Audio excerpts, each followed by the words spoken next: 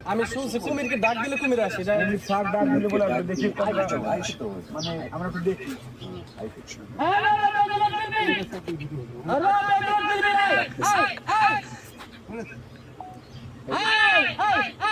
কুমির কিভাবে ডাকতেছে, কুমিরও মানুষের ডাক শুনে এই প্রথম দেখলাম।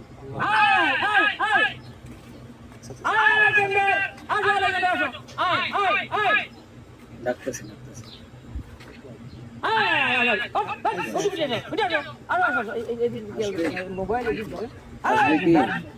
এক দেড় 20 সেকেন্ড ভিতরে